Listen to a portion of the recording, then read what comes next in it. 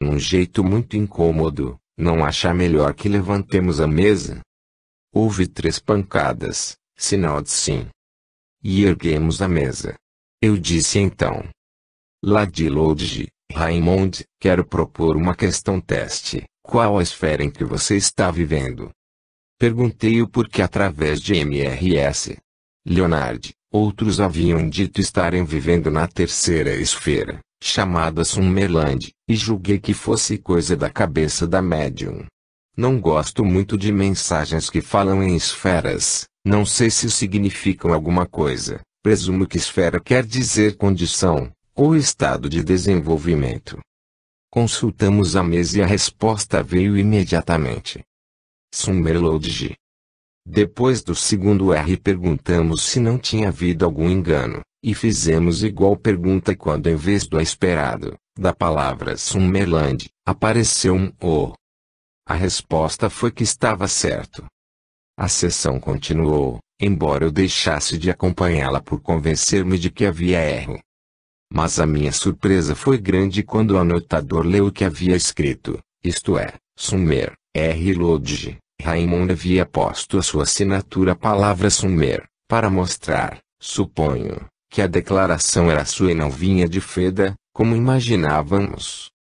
Lorna conta que a impressão que tiveram foi de que Raymond sabia que eles esperavam uma coisa, e divertiu-se em vir com outra. Todos regalaram-se com a brincadeira, e a mesinha sacudiu-se como tomada de riso. Advertência. Acho conveniente dar aos que se julgam possuidores de forte poder próprio o conselho de moderarem-se em seu uso. Tudo que é poder está sujeito a abuso e até a simples faculdade da escrita automática pode, com as melhores intenções, ser mal aplicada. Autodomínio é coisa mais importante do que qualquer outra forma de controle, e quem quer que possua a faculdade de receber comunicações deve manter-se dono da situação. Afastar-se do discernimento próprio e ficar na dependência de ajuda adventícia constitui grave erro, suscetível de consequências desastrosas.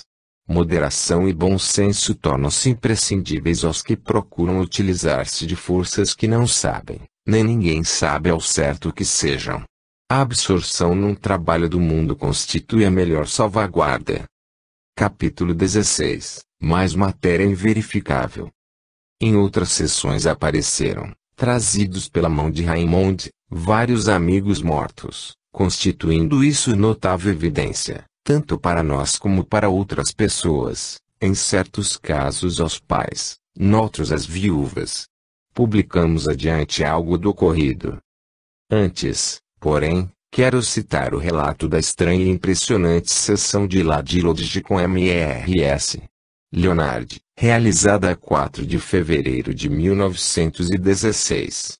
Devo dizer que houve divergência quanto à oportunidade da publicação desta matéria, e ponho sobre mim a responsabilidade de decisão a favor. Sessão de Ladilode com MRS. Leonard em casa desta, a 4 de fevereiro de 1916. Feda, O. M. Zulive. Ladilode. Muito prazer em encontrá-la, Feda. Feda quer a você e Soliver mais que a todos. Também muito quer a Lionel e a Salek. Raymond está aqui. Tem andado de médium em médium com Pauli, experimentado por pobres rapazes em contato com suas mães. Alguns estão muito ciosos daqueles que o conseguiram. Esses procuram chegar às suas mães e não conseguem, estão trancados. O vê-los é coisa de fazer-me chorar. A explicação está em que suas mães e pais nada sabem a respeito de comunicações. Raymond conta de uma vez em que foi a uma esfera muito alta, a mais celestial possível. Sua irmã, diz ele, não pôde dizer onde era. Refere-se a Lili, provavelmente. Diz que William também foi até muito longe, mas não tão longe a ponto de desligar-se dele. William, irmão de Raymond. Os que amam uma pessoa não vão até ponto de onde não possam voltar a essa pessoa, onde seja muito longe para haver comunicação e de onde não possam vir encontrá-la por ocasião do seu passamento. Ladilode, isto é reconfortante, querida. De mim não quero que você se atrase. Feda, gravitamos aqui em redor dos entes amados. Aos não amados, se os encontramos na rua, não damos nenhum como vai? Ladilodge, e ruas, então? Feda, sim. Raymond gostou de ver ruas e casas. Em certo tempo pensei que podiam ser criações do nosso pensamento. Todos gravitam para um lugar que lhes é adequado. Mãe, não há juiz nem tribunal, só gravitação. Tenho visto chegar rapazes cheios de más ideias e vícios. Vão para um lugar em que eu não quero ir, mas não é exatamente o inferno. Mais parecido a um reformatório. Lugar onde lhes é dado ensejo de melhoria. Quando almejais algo melhor, tendes oportunidade de o conseguir. Eles gravitam juntos, mas ficam tão enfastiados. Aprendei a ajudar-vos a vós mesmos e imediatamente sereis ajudados. Muito igual ao vosso mundo aí, só que não há deslealdade nem injustiça, uma lei comum age para todos e para cada um. Ladilodge, são todos iguais? Feda, a hierarquia não é virtude. A alta hierarquia decorre da vida virtuosa. Os que foram virtuosos têm que passar pelos degraus mais baixos a fim de compreender as coisas. E vão primeiro para o astral, por algum tempo. Raymond não se lembra de ter estado no astral. Está agora na terceira esfera. Summerland, Homeland, dizem alguns. É um ambiente muito feliz. Os mais altos vêm aí visitar-vos, e é lugar ainda bem perto da Terra para que haja contato com os da Terra. Ele pensa que tendes aqui o que há de melhor. Mãe, eu fui a um maravilhoso lugar outro dia. Ladilodge, onde é?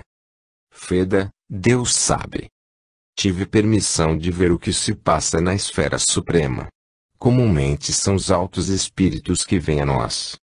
Oh, eu queria poder dizer o que aquilo parece, até que o fato da sobrevivência esteja completamente líquido. Considero desacisado relatar experiências que podem provir da imaginação, num livro como este, adstrito à coleta de provas. Por esse motivo suprimo a descrição dada por Feda. Mas acho-me no dever de citar a parte que se refere aos sentimentos dos dois, porque de outro modo o quadro pareceria incompleto, unilateral, e frívolo. Sinto-me exaltado, purificado, levantado. Ajoelho-me. Não pude manter-me de pé, quis ajoelhar-me. Mãe, eu vibro da cabeça aos pés. Ele não se aproxima de mim e eu não sinto ser preciso aproximar-me dele. Não sinto que devo. A voz era como a de um sino. Não posso dizer das roupagens. Tudo parecia uma mistura de cores brilhantes. Podereis imaginar o que senti quando sobre mim ele pôs aqueles belos raios. Não sei o que fiz para merecer tão maravilhosa experiência. Nunca a imaginei possível, nem em séculos e séculos e séculos. Ninguém pode imaginar o que senti, nem posso explicá-lo. Entender-me-ão? Sei que mãe e pai me entenderão, mas eu queria que os outros experimentassem. Não posso reduzi-lo a palavras. Não posso mover-me, tenho de ser levado a Summerland, não sei o que aconteceu comigo. Se pudesses desmaiar de deleite. Não são bonitas palavras? Indaguei se Cristo vai ser contemplado por todos e responderam-me, não como tu viste. Disseram-me que Jesus está sempre na terra, uma espécie de projeção, alguma coisa como aqueles raios, alguma coisa dele em cada um. Pensam que ele é um espírito residindo num certo lugar. Cristo está em toda parte, não como personalidade. Há um Cristo, e ele vive no plano mais elevado, e foi onde me permitiram vê-lo. Foi-me dado mais nesta formosa mensagem, não posso lembrar-me de tudo. Ele disse tudo, palavra por palavra, do que vos transmiti. Disto vedes que eu tenho uma missão a realizar junto ao plano da terra.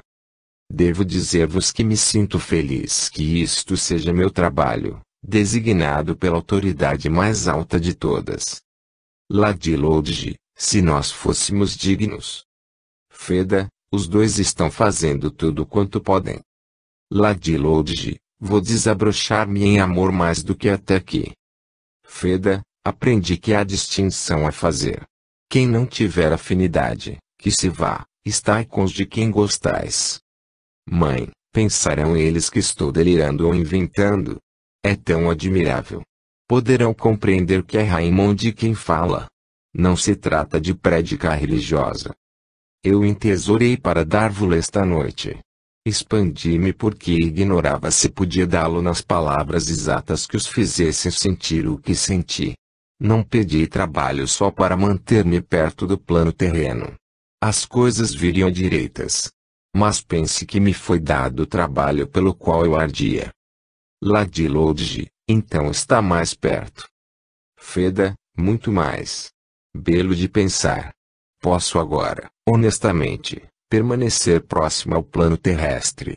Em vez de ir por graus, posso, como a Feda foi prometido, dar um salto. E quando vierdes, mãe e pai, mãe ficará de um lado e pai de outro. Permaneceremos uns tempos na Summerland até a adaptação às condições. Ver-nos-emos uns aos outros. Irmãos e irmãs. Não posso dizer como me sinto satisfeito. Satisfeito é uma bem pobre palavra. Ladilodge, a propósito de que, meu caro? Feda, a propósito de estar bem perto do plano em que viveis. Estou afeito às condições daqui, mas senti-me tímido quando fui levado à sua presença. Como podem as gentes?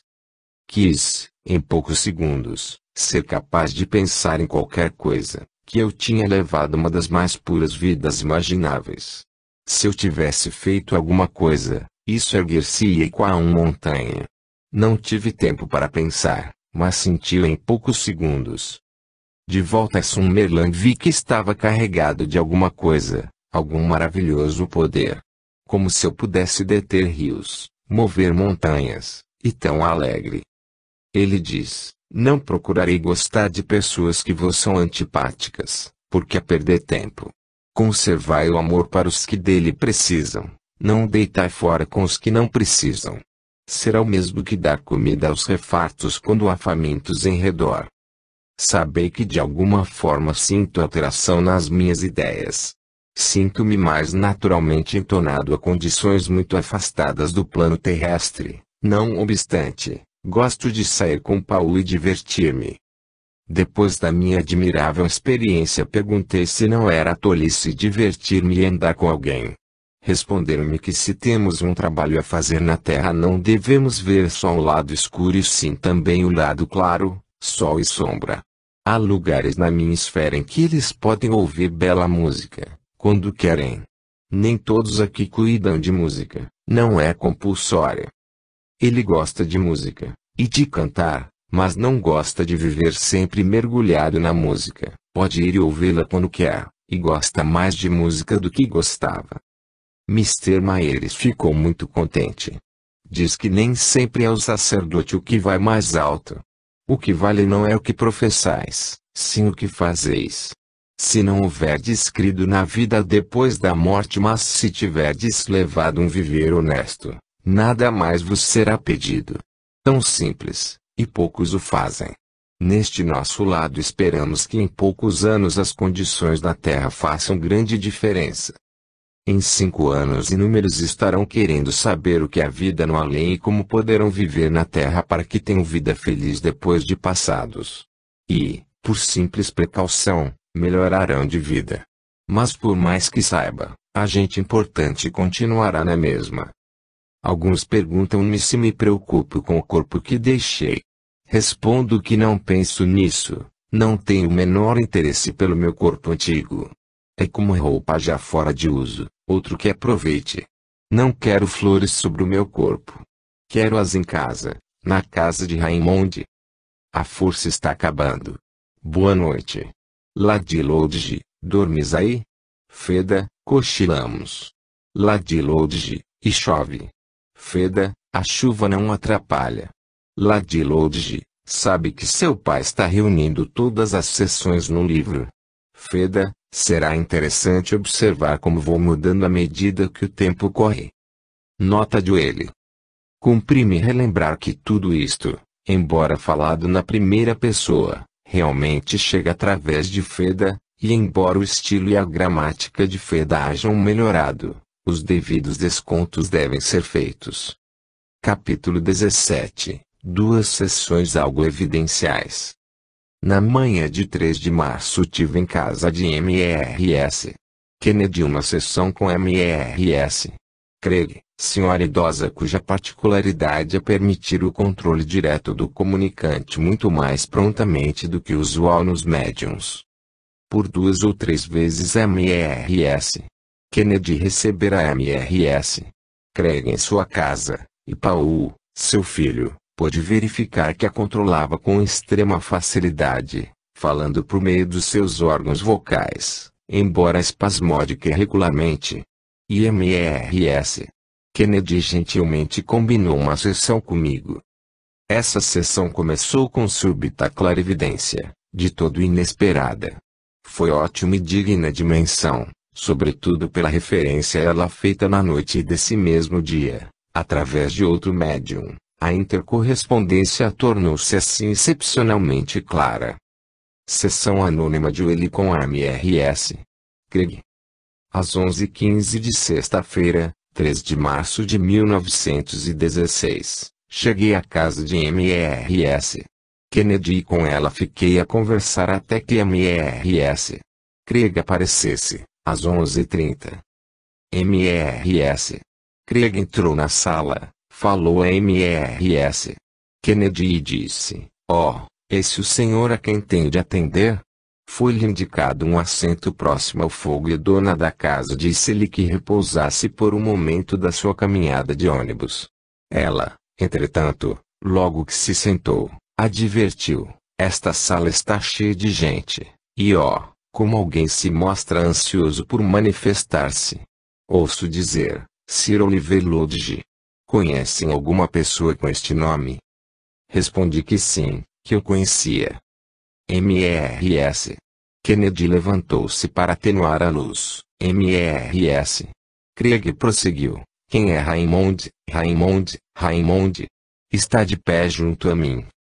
Evidentemente ela estava entrando em transe, de modo que afastamos da lareira os nossos assentos e preparamo-nos. Por algum tempo, entretanto, nada sobreveio, salvo as contorções que a sacudiram, numa luta para conseguir voz. Mrs. Craig esfregava as costas, como se alguma dor incomodasse, e respirava com esforço. Mrs. Kennedy procurou ajudá-la com transmissão de força. Ajoelhou-se ao lado e acariciou-a. Fiquei à espera. Suas primeiras palavras foram: "Acuda-me. Onde está o doutor?" Depois de algum tempo, e graças ao concurso de Mrs. Kennedy, o controle pareceu firmar-se, e as palavras, "tão contente, pai, tão contente" foram repetidas várias vezes, em tom indistinto e abafado, seguidas de "meu amor para todos." Enquanto Raymond falava assim a intervalos, a médium movia-se de um lado para outro, de braços pendurados e cabeça caída, ou então jogada para trás, em atitudes de aleijada ou ferida. De quando em quando parecia fazer esforço para dominar-se, e por uma ou duas vezes traçou as pernas e ficou firme, com os braços mais ou menos cruzados. Na maior parte do tempo oscilava de um lado para outro. Na noite desse mesmo dia fui à casa de Mrs. Leonard, com quem tive uma sessão deveras notável pela revelação do que se passara com Mrs. Craig. O fato merece bastante atenção. Sexta-feira à noite, 3 de março de 1916. Feda conta que Raymond esteve em casa da mãe de Paul, experimentando controlar uma velha médium, nova para ele. Tentou falar através dessa médium mas não o conseguiu. 7 Paul ajudou-o como pôde, diz ele, mas a coisa esteve difícil. Diz que se esforçou mas não se sentia dono de si. É terrivelmente estranho tentar o controle de alguém. Ele o tentou com firmeza e quase o conseguiu. Diz ele, vou tentar de novo. Não abandonarei a tarefa. Você sabe, pai, eu posso ser qualquer Acha que neste caminho alcançarei prática perfeita? Ele. Sim. Acho que com a prática tudo se facilitará. Feda, então ele praticará dúzias de vezes, se é para o bem. Ele gosta da velha. Feda, sim, ela é de muito bom tipo. Quem estava lá em sessão? Esta pergunta indica que eu não havia dado nenhuma demonstração de assentimento ao que Raymond declarara, isto é, que estivera na manhã daquele dia tentando controlar uma nova médium. Eu queria que o que ele dissesse não sofresse nenhuma influência da minha parte. Feda, Raymond não tem certeza, porque não conseguiu reunir todas as condições, agiu como que envolvido num nevoeiro. O que percebeu foi ter entrado em luta com a dama, que ele não sabia quem era. Tinha o que dizer, e experimentou dizer, mas parecia-lhe não saber onde estava. Feda fala às vezes na terceira pessoa, às vezes na primeira, misturadamente. Porque ela se debatia, pai. Eu não queria produzir aquilo, e o fato me incomodou, pareceu-me estar fazendo sofrer. Paul me disse que ela não se opunha que eu agisse assim. Mas eu queria que não se debatesse. Se conservasse quieta e me deixasse agir calmamente, tudo seria fácil. MRS. Cathy, nome que Feda dá a MRS. Kennedy, procura ajudar o mais que pode, mas fica uma baralhada. Era possível que por meio dela eu não conseguisse um teste completo, mesmo que a controlasse melhor. Feda continua, ele e Paul costumavam caçoar da velha, mas não caçoam agora. Paul sabe controlá-la e Raymond viu fazer. Experimentará novamente, diz Raymond. Vale a pena experimentar por várias vezes, e depois de seguro sinto que poderei dizer o que quero. Feda pensa que o que ela tinha a dizer eram mensagens como as do costume. Trazia-as prontas na cabeça, já compostas, só poucas palavras. Paul ensinara-lhe que melhor é isso, compô-las e depois lançá-las. E foi o que tentou fazer, apenas dizer umas palavras que havia preparado, isto é, como estava contente de ver o Senhor. Queria também falar a respeito de sua mãe, e dizer se pudesse, a respeito de ter falado com o Senhor através de Feda. Coisa simples assim. Tinha de pensar em coisas simples porque Paul a advertira para não tentar qualquer coisa intrincada. Feda sempre pronuncia assim as palavras que considera difíceis. Ele não viu claramente, mas sentiu. Tinha a ideia de que o Senhor estava lá, e também MRS. Cathy, mas sem certeza, tudo muito enevoado. A pobre MRS. Cathy fez o que pôde. Ele diz não ter as condições, caso experimente de novo. Isto constitui uma ótima referência aos fatos ocorridos com MRS. Craig pela manhã. Tudo está perfeitamente representado. E forma a melhor coisa obtida nessa sessão, embora ainda haja outras. Mas continuemos. Feda, ele colheu para sua mãe algumas rosas vermelhas e quer que o Senhor lhe diga isso. Colheu-as no mundo do espírito. Não vão materializar-se, mas eu as trouxe para a mãe. Isto não é um teste, pai. Ele. Sim, não é. Você quer apenas que ela saiba disso. Darei o recado. Omito alguns episódios. Feda, ele acha que o senhor estava muito cansado da última vez em que apareceu aqui. Sabe que o senhor às vezes se cansa e anda querendo pedir, não se esforce tanto. Ele. Mas é muito o que fazer. Feda, sim, ele sabe que não é fácil abandonar o trabalho. Mas seria melhor, no final das contas, que você se aliviasse, pai. Está trabalhando muito. Bem sabe que estou ardendo pelo dia em que virá ter comigo aqui. Será algo esplêndido para mim. Mas não devo ser egoísta. Tenho de trabalhar para conservá-lo aí, o que me não é fácil. Ele diz que muitos aqui falam que o Senhor está fazendo o mais admirável trabalho da sua vida, agora na guerra. As gentes estão prontas para ouvir. Tinham muita coisa em que pensar, mas agora começam a ver que a grande coisa é pensar na outra vida. Quero que saiba, pai, que quando cheguei me pareceu injusto que quantidades de criaturas viessem para cá no verdor da vida. Mas agora ele vê que para cada moço que vem, dúzias de criaturas no plano terrestre abrem os olhos e ficam querendo saber para onde esse moço foi. Imediatamente ficam querendo saber e começam a aprender. Antes, muitos nunca haviam pensado seriamente. Ele deve estar em qualquer parte, refletem. Era tão cheio de vida, como poderemos encontrá-lo? E assim as gentes vão descobrindo o que é, e não só para si mesmos, como também para muitos outros, e a onda cresce. Ele quer dizer ao senhor que Mr. Myers acha que em 10 anos o mundo estará mudado. 50% do mundo civilizado estará espiritualista ou a caminho. Ele, 15%. Feda, ele disse 50%. Eu não posso julgar isso, mas não é ele o único que pensa dessa forma.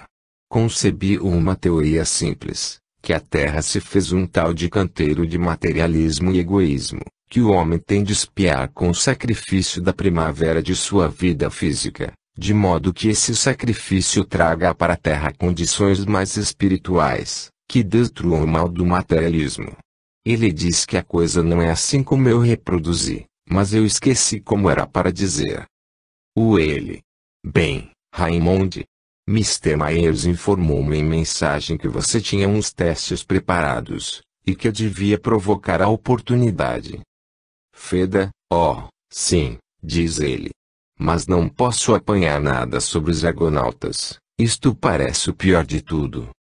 Ele está mostrando a Feda uma coisa que parece uma casinha de lona. Sim, deve ser uma casa de lona. E parece estar em campo aberto, um largo espaço. Sim, não. Feda não vê coisas verdes.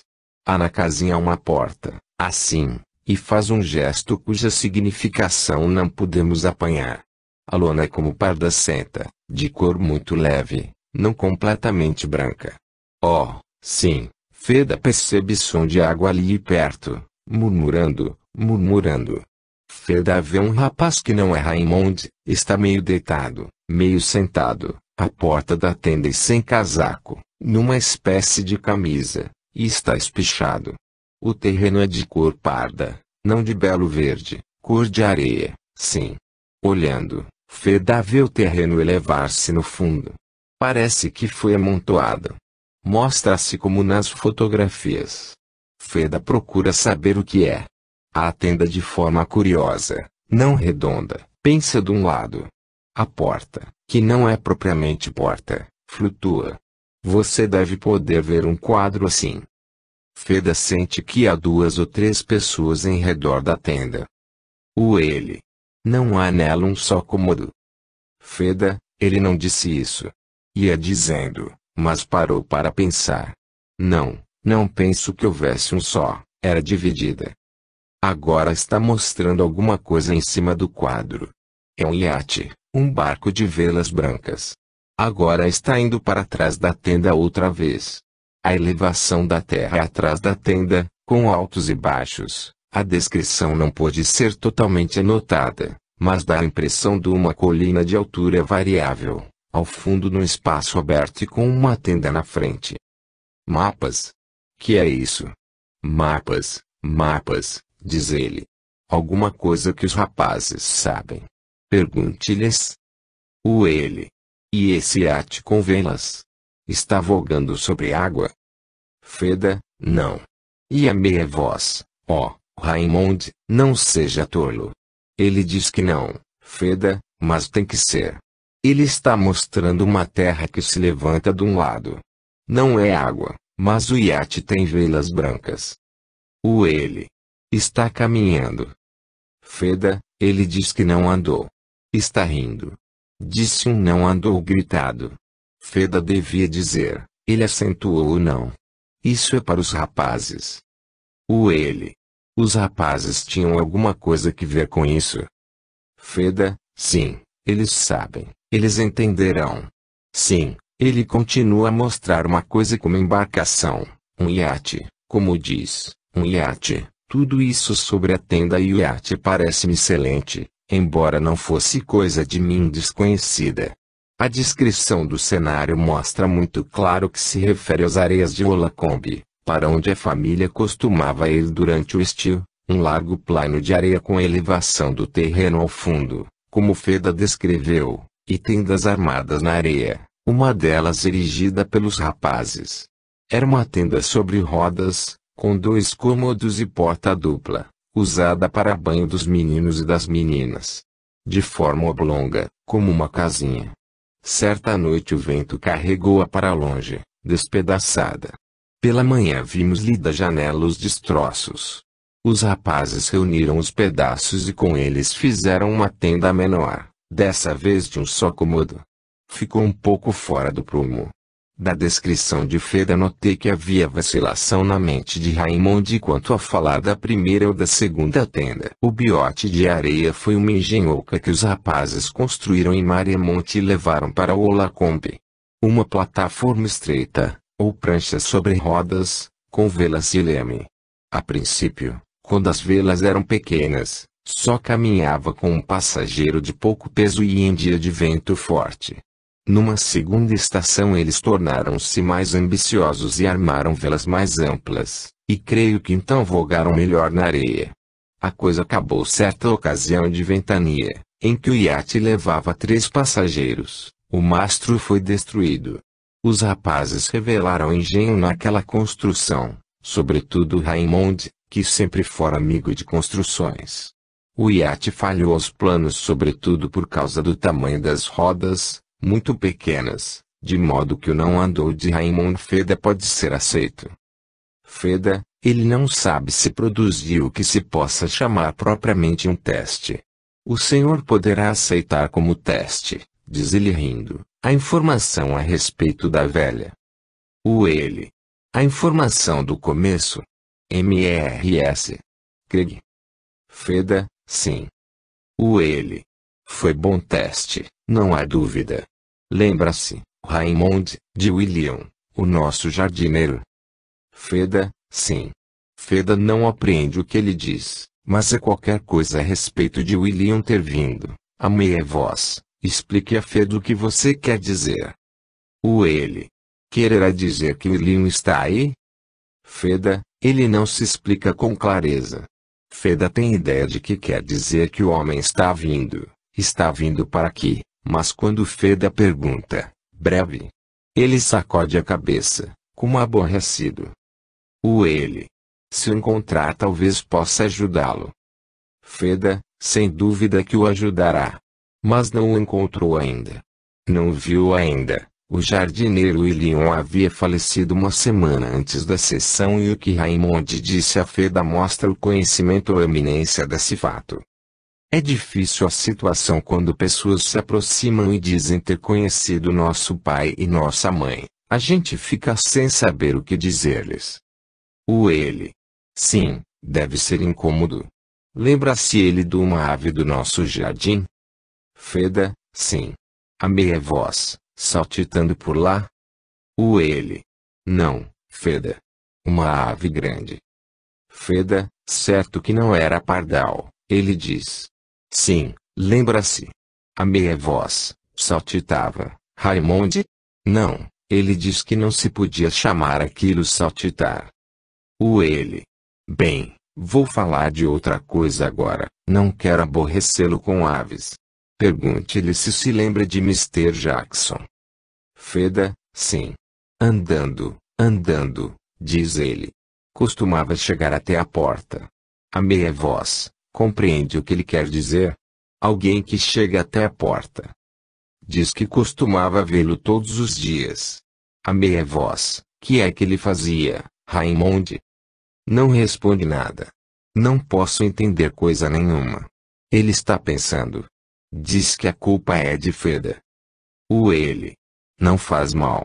Conte-me tudo o que ele disser, ainda que não tenha sentido. Feda, ele diz que Mr. Jackson caiu. Está certo disso. E machucou-se. Raymond constrói a letra T e mostra um portão, um portãozinho, parece que num atalho, não no meio da cidade. Dor nos pés e nas pernas. Ele. Era algum amigo da família? Feda, não. Diz que não. Raimundo dá aos Feda a sensação de cair, e rir-se, parece estar brincando.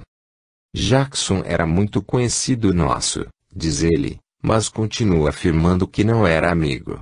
Não se passava dia sem que falassem o seu nome. Raimundo está brincando, Feda percebe. Está caçoando de Feda. Ele. Não. Conte-me tudo o que ele disser. Feda, diz que o puseram num pedestal, e que era muito admirado. Parece sem sentido o que ele diz. Feda tem a impressão de que Raimundo está confundindo tudo, ora falando de Mr. Jackson, ora da ave. Pouco antes de referir-se a pedestal falou em linda ave, e parou. Quer falar de um e fala de outro, mistura Mr. Jackson com a ave. Ele. Que absurdo. Talvez esteja cansado. Feda, ele diz que não misturou coisa nenhuma. Mas misturou, sim, porque disse bela ave quando falava de Mr. Jackson. Ele. E o tal pedestal? Feda, num pedestal, sim, diz ele, esse episódio de Mr. Jackson e da ave é ótimo, porque Mr. Jackson era o nome de um nosso pavão. Uma semana antes esse pavão tinha morrido, em parte, suponho, por causa do mau tempo. Mas andava reumático das pernas, e quando tentava andar caía.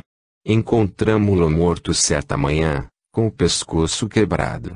E uma das últimas pessoas que vi em casa, antes de vir para esta sessão, foi o homem que Ladilodge chamou para empalhá-lo. E lembro-me que mostrava esse homem o pedestal em que o pavão empalhado devia ser colocado, por ficar bem ali.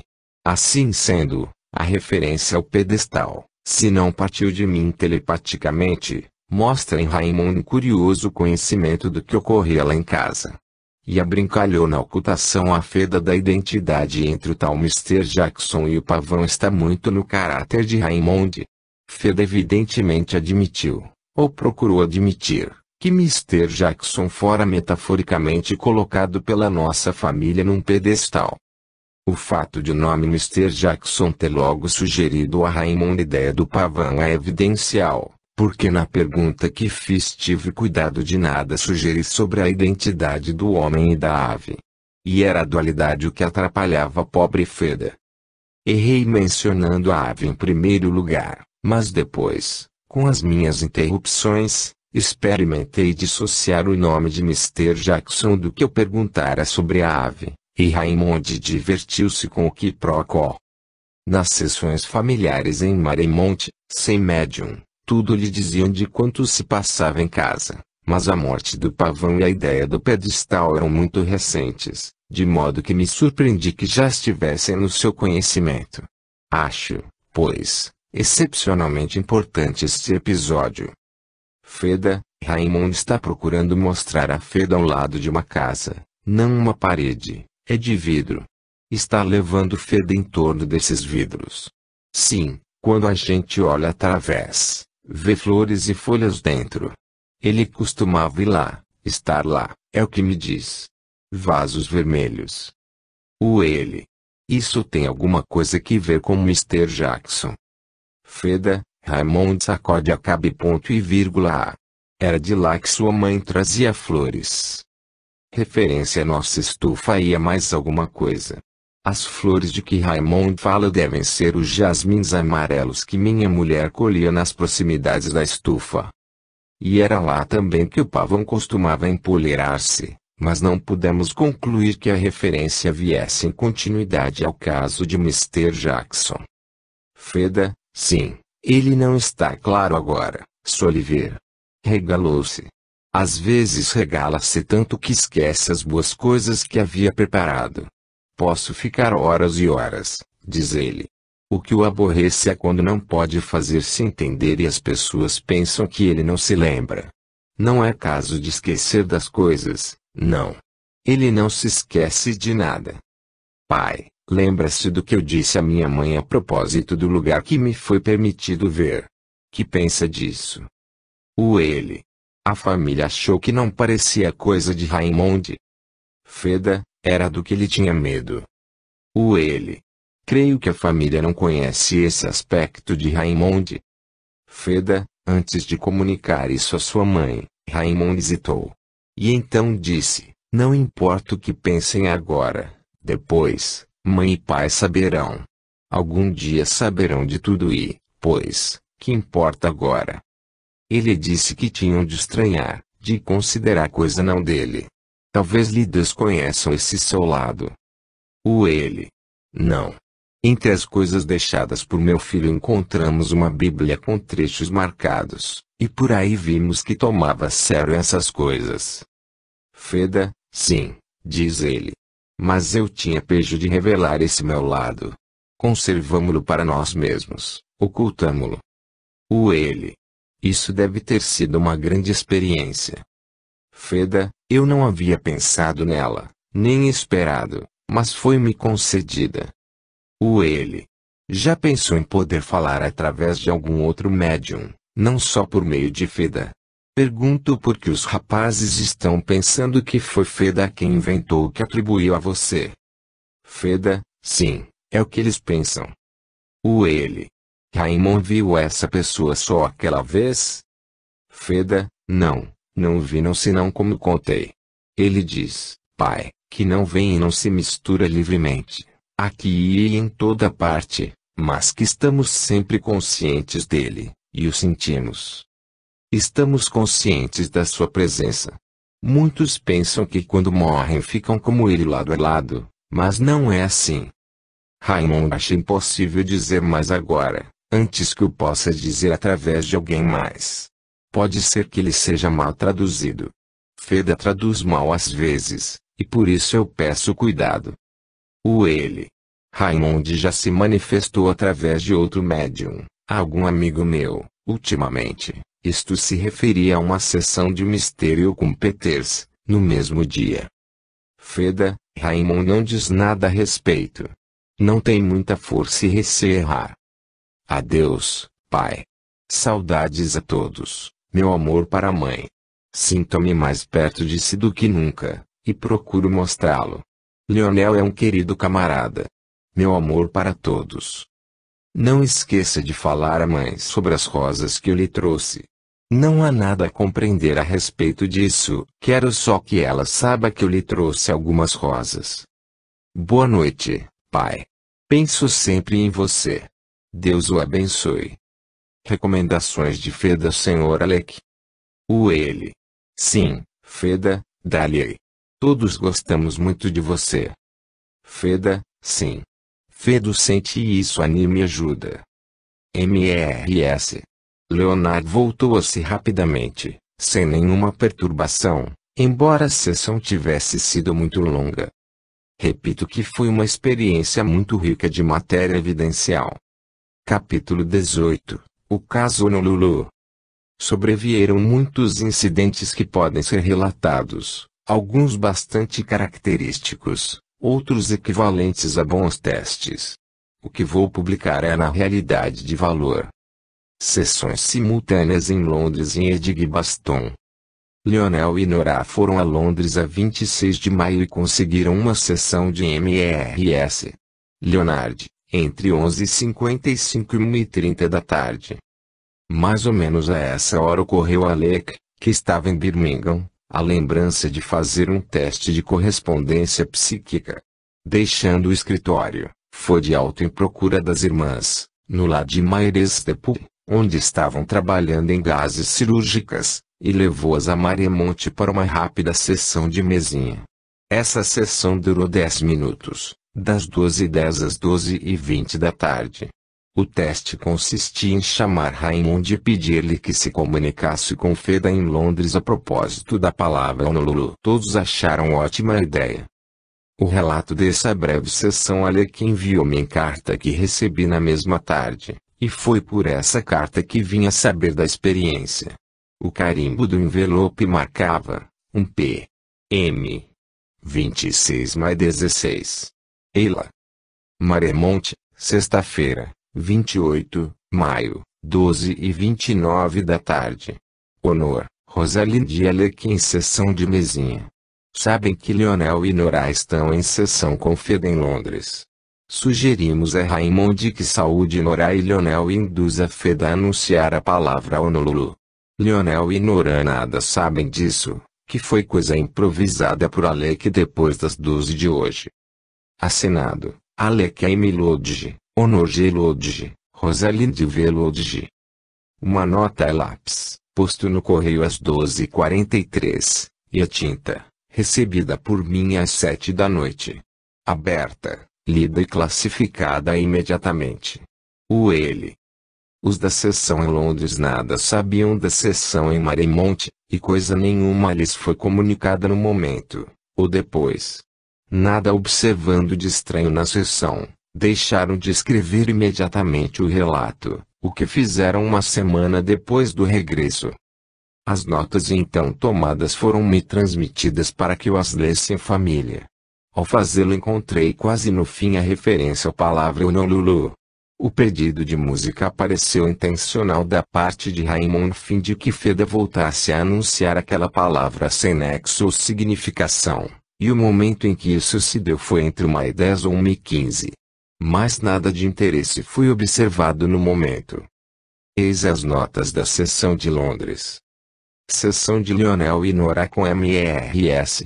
Leonard, em Londres, sexta-feira, 26 de maio, 11h55 da manhã. Extrato das anotações feitas por Lionel Lodge. Depois de referir-se à irmã casada de Raymond ao seu esposo, Feda disse subitamente, como vai Alec? Lionel, muito bem. Feda, Raymond queria saber como ele estava e recomenda-se. Ele nem sempre percebe quem está na mesa, a uns percebe melhor que a outros. Sentem-se calmamente 1 ou 2 vezes por semana, deem-se as mãos, à direita sobre a esquerda e fiquem assim por 10 minutos, com paciência. Ele pode esperar até o dia de juízo. Diz ele, esperem e vejam. Está rindo. Viu Cully? Ele. Cully está aí agora. Feda, não. Mas vemo-la quando queremos. É uma que se agita e vai. Aqui Feda produz um som de cão que ofega com a língua de fora, uma boa imitação. Para Nora, quer tocar? Nora, tocar o quê? Feda, música. Nora, receio não poder, Raymond. Feda, a meia voz, ela pode sim. Ele quer saber se você pode tocar o Lu, Honolulu. Então, não quer experimentar. Ele está rolando de tanto rir. Diz qualquer coisa sobre um iate. Refere-se ao teste da tenda e do iate. Os argonautas. Raymond retira-se. Saudades a todos de Marymount. A sessão prosseguiu ainda por pouco tempo e terminou a 1h30, mas esta anotação pode parar aqui. Nota sobre o caso Honolulu, por ele. Tenho de insistir sobre o caso Honolulu.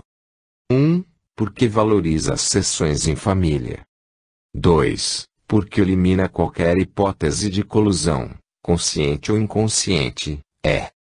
3. Porque, no conjunto, forma um teste excepcionalmente valioso. A telepatia não está de todo excluída. As circunstâncias podem sugerir essa explicação, isto é, uma variedade do que frequentemente denominamos telepatia, ou seja, comunicação mental entre agente e percipiente. Porque em Edgbaston estava um grupo de 3 pessoas sentadas à mesinha e pensando por alguns segundos na palavra Honolulu, e em Londres estavam 2 diante de uma médium observando o que vinha. E na anotação feita surge a palavra Honolulu.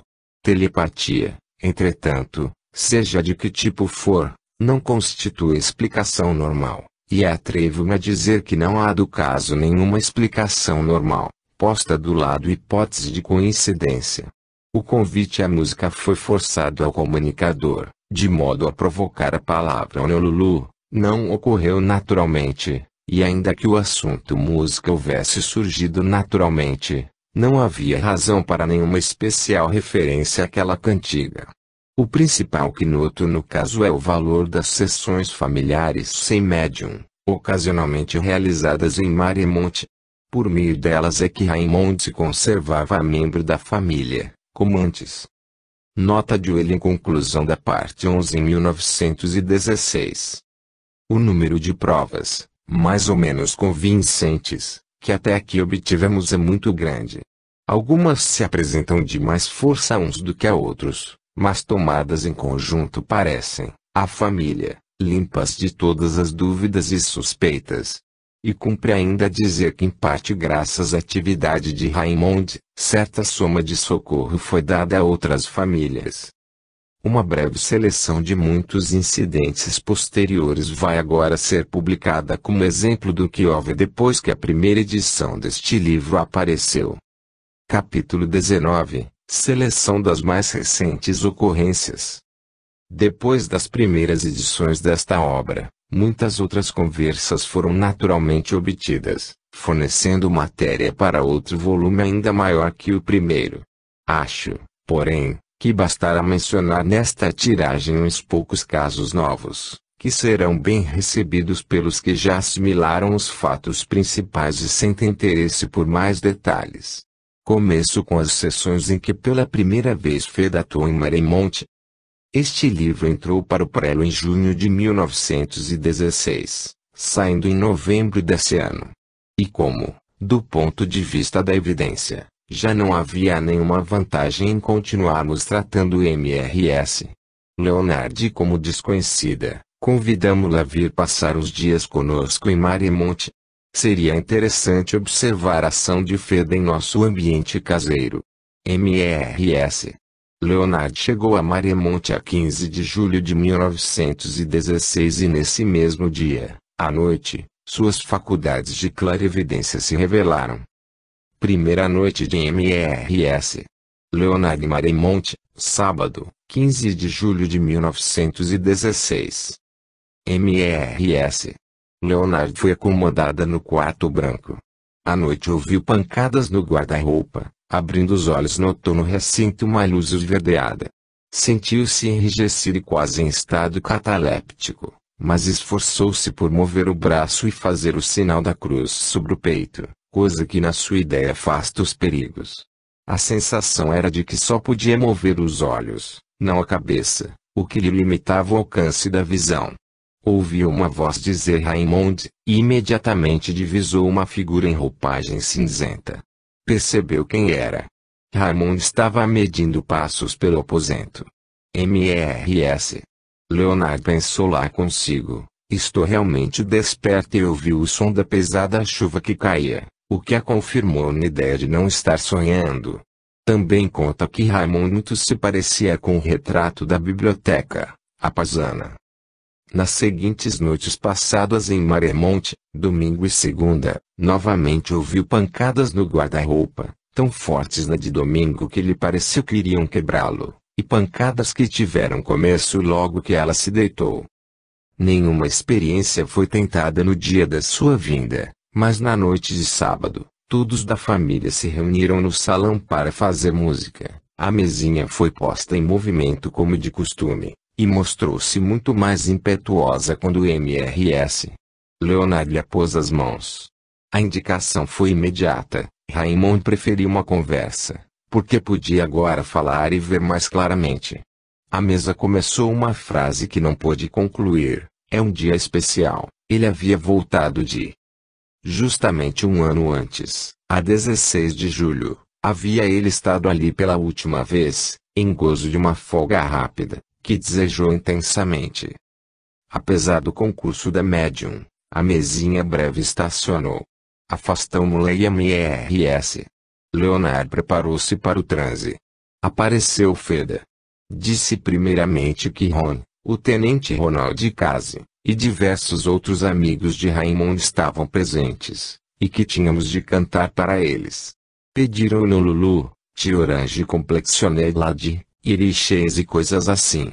Em consequência, numa sessão posterior, quarta-feira, essas canções foram cantadas, e ainda o Gypsy Love, Melisande de música sentimental dos índios, os chamados Temple Songs. Feda mostrava grande predileção por esse gênero, ao passo que parecia sofrer com os rachimes. A tristeza de Melisande não afetou, disse que não se doía de ver gente triste, se era uma tristeza bela. Mas voltando à sessão de domingo, Depois de alguma conversa, Raymond declarou que em outra sessão queria ver-nos a todos no sótão. Todos irão para lá. Ele gosta do sótão, não do terraço. Ele não se refere ao terraço, sim a um lugar mais interessante. E Feda continuou. Há alguma coisa em relação a um quadro no sótão. Um quadro que não está na parede. Ele procura mostrar qualquer coisa que lembre uma comprida vara, e Feda faz um gesto vago. Havia um quadro sem valor que figurava em casa de sua avó, em Newcastle-under-Lyme, representando uma rapariga de capote e chapéu, enfiando um bilhete num oco de árvore por meio de uma vara comprida. Lady Lodge tinha deixado em Newcastle para ser vendido com outras inutilidades, mas o quadro veio parar em Maremont. Dizem os rapazes que Raymond adquiriu em New Street, Birmingham, por 5 shillings e o havia pendurado na parede do dormitório. Lady Lodge, que ignorava isso, fora ao dormitório no dia seguinte ao da partida de Raymond e vendo lá o quadro botou outra coisa na moldura. Parece ser nesse quadro da moça com a vara que Raymond estava pensando. Notou-lhe a falta, e procurava dar a entender que o haviam mudado. Ele, agosto, 1916, nota de março de 1922, esse quadro, desaparecido em 1916, acaba de ser descoberto em Woking e parece ser o mesmo de Newcastle. Está agora em Normanton, no laboratório. Eu então perguntei se ele, Raymond, queria dizer algo mais sobre o sótão, ou ao que chamavam assim. Feda, sim, ele diz que é especialmente familiar. E Feda murmurou consigo, Downatry, Down. Ele diz Down não sei que, Dormouse. Não. Diz dormitório, isto é, um jovem Dormouse. Nota. Há aqui um jogo de palavras só compreensível em inglês. Dormouse é um animalzinho, o aganaz, e Feda o confunde com dormitório. Segue-se de um interessante que procó, que muito divertia Raymond e atrapalhava a pobre Feda. Fim da nota. Aqui os presentes deram uma gargalhada. Feda encafifou e disse. Ele está caçoando de Feda. Diz que quando o jovem Mouse está no sótão eles lhe chamam de cima. É um enigma. O quarto do sótão, onde Raymond e 2 outros rapazes costumavam dormir, é conhecido na família como dormitório de cima, e os rodeios para fazer o Feda dizer dormitório de cima são muito divertidos. Mas do ponto de vista da evidência o episódio foi um pouco estragado pela circunstância de Alec Noel, numa recente sessão em Londres, terem dito a Raymond qualquer coisa sobre o dormitório de cima, ele. Feda, ele diz que o Dormouse é um passageiro de 3ª classe. Está caçoando. Esta observação não foi compreendida no momento, mas depois Lady Lodge fez-me ver que uma parte adjacente ao sótão é conhecida na família como o navio. Para chegar ao dormitório de cima há necessidade de seguir por um corredor de tábuas, com vidraças que levam luz ao hall dos fundos. Essa passagem é o navio. De modo que o dormitório pode ser considerado a parte final, ou a 3ª classe do navio. Ele, agosto, 1916. Para esclarecimento do próximo episódio devo dizer que Sir Herbert Tree, por ocasião das suas visitas profissionais a Birmingham, costumava aparecer para o lanche em Maremont, onde era sempre bem recebido, especialmente pelo nosso Raymond, ao qual contava histórias de um modo encantador. Raymond gostava de imitar alguns dos seus maneirismos, para divertimento da família, de modo que o que segue foi muito apreciado. Feda continua. Ele parece estar fazendo qualquer coisa de especial. Vestido de terno escuro, azul escuro. Terrivelmente elegante. E está aqui, de pé. Seus cabelos reluzem. Lady Lodge, sim, ele é muito elegante. Feda, e faz assim, imita um gesto de Sir H. Trey, e diz languidamente, por que nascer tão belo? Todos riem. Raymond curva-se diante do grupo e diz. Muito agradecido. Ele vestiu esse terno de caso pensado. Realça-o.